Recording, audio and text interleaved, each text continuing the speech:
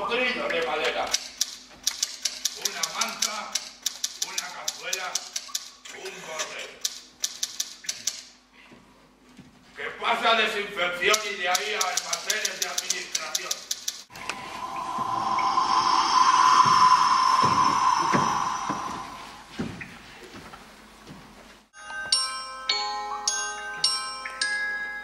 ¿Eres tú? ¡Qué alegría más grande, niño de mi alma! Si pensé que no te vería más. Mi visa me hace libre, Manuelillo. Me pone alas. ¿Qué me has traído, Pillín? Anda, guasón. Si ya me cuentas lo listo que eres. Vamos a ver.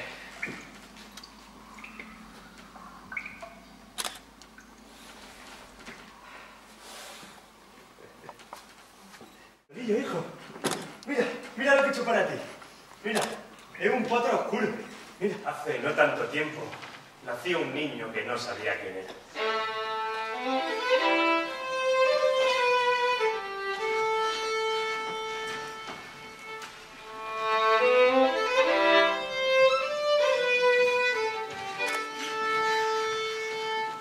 A decir verdad que este niño brotó como una patata recién sacada de la tierra. Sí, de la tierra.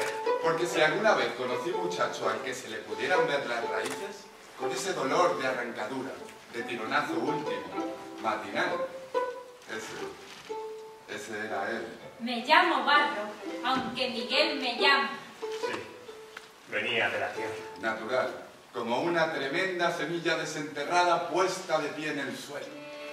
Andaluces de Jaén, aceituneros altivos, decidme en el alma quién levantó los olivos.